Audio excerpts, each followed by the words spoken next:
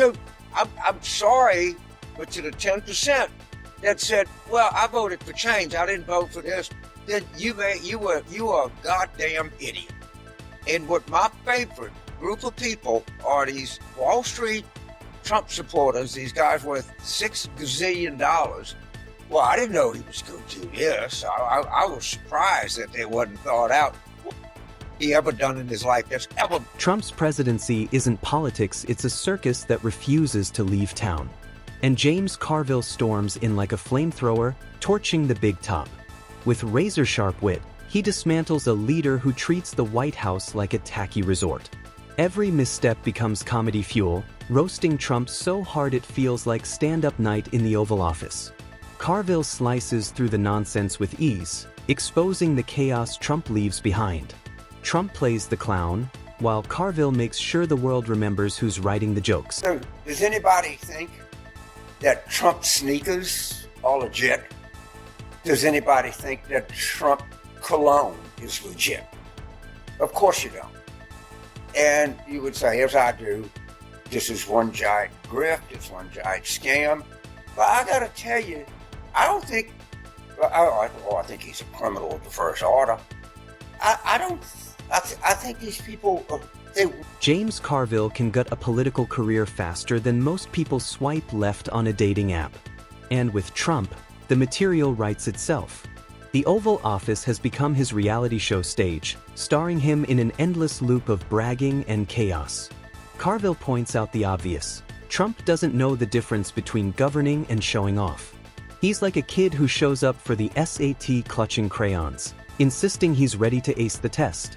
Carville doesn't just expose, it makes it sting. Trump's more ahead than he's ever been. It's going the wrong way. It's not working. Everything that we're throwing is spaghetti at a wall, and none of it is sticking, me included. And, you know, we gotta, try to think of something different, because what we're doing is really, really not working. Watching Carville torch Trump's obsession with attention is like watching a weatherman roast a thunderstorm for being too dramatic. Trump can't resist the spotlight, even when it scorches him. Every press conference feels like an audition for a talent show, except the only talent he has is making his own supporters question their loyalty.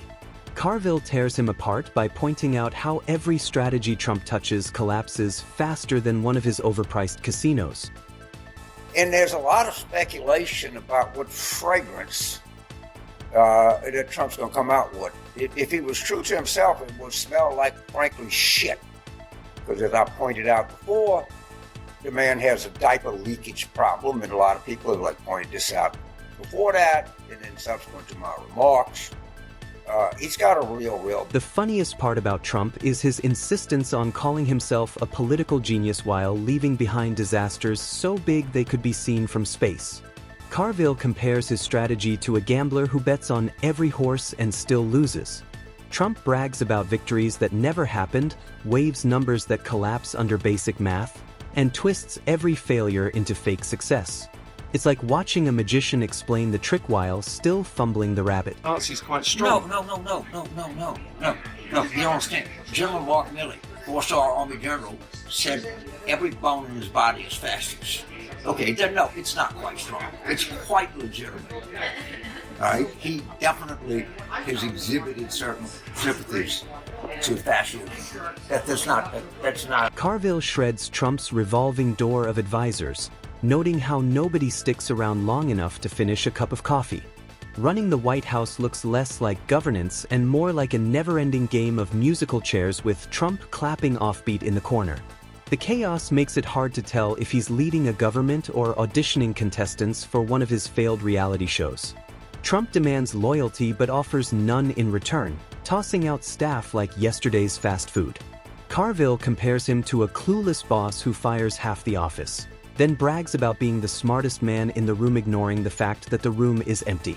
When it comes to foreign policy, Carville's sarcasm bites even harder, mocking Trump's diplomacy as if he were chasing autographs instead of building alliances. If you go to the Drudge Report, and I think it'll still be up, there's a story that talks about Trump having hand cuts, and you can link to it. They don't look like cuts to me. They look like sores.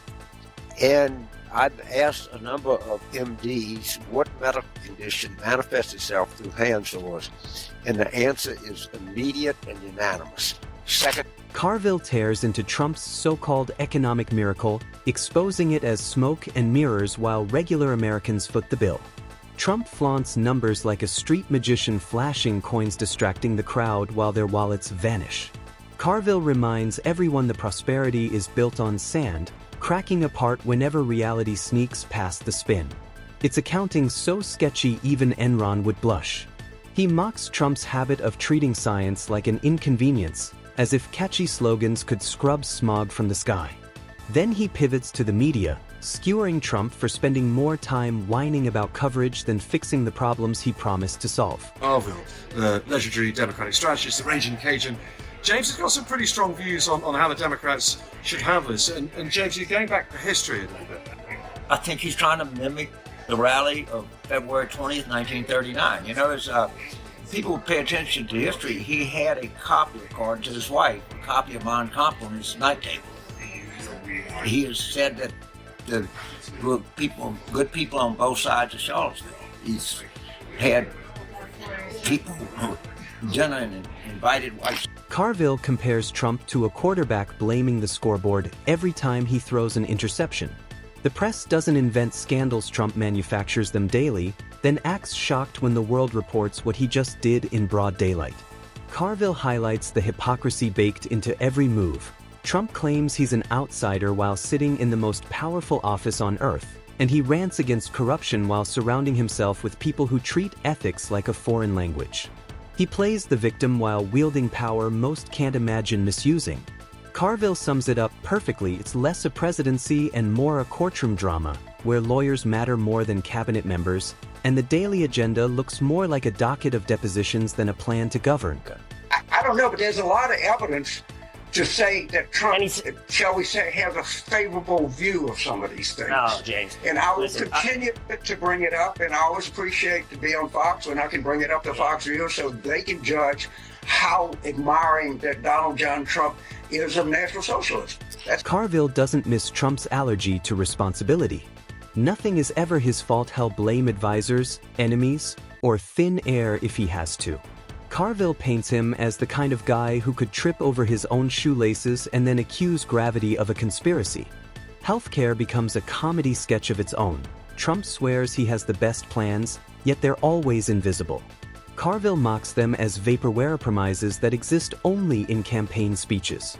Americans wait for solutions that never come, like fans hoping for a sequel to a movie that bombed the first time.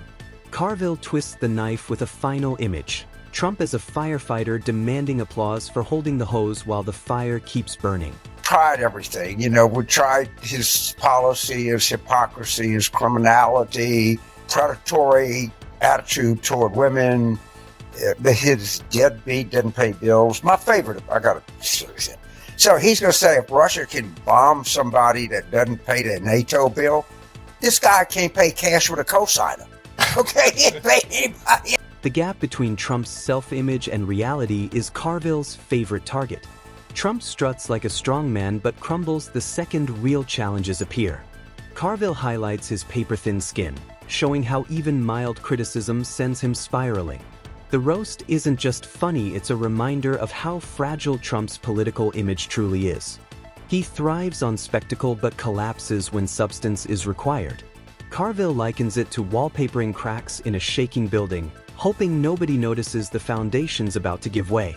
Trump relitigates past victories, chanting the same tired slogans like a chef who dumps salt on every dish and calls it gourmet.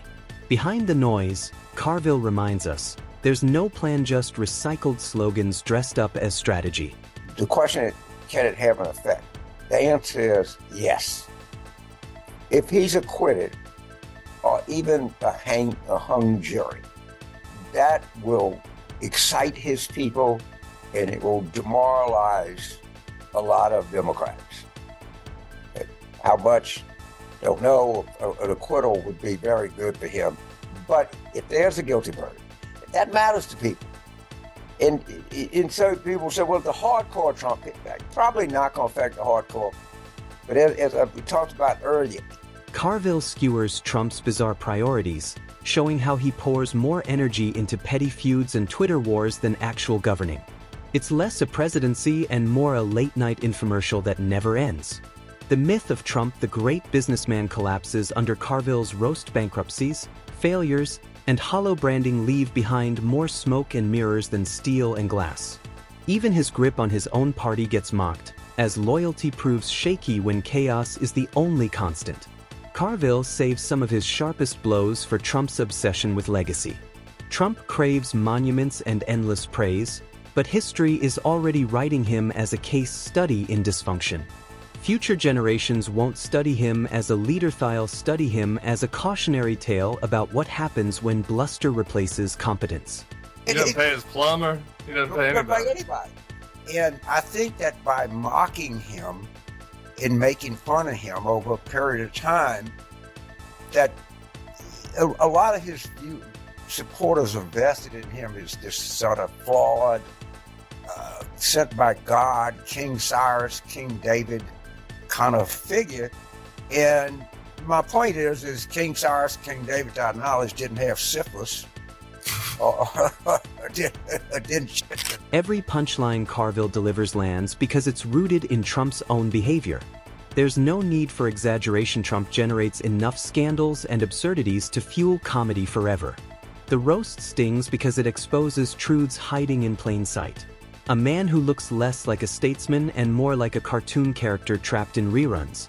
His obsession with branding buries real policy under slogans and empty gestures. I taught at college, community college, private universities, state universities.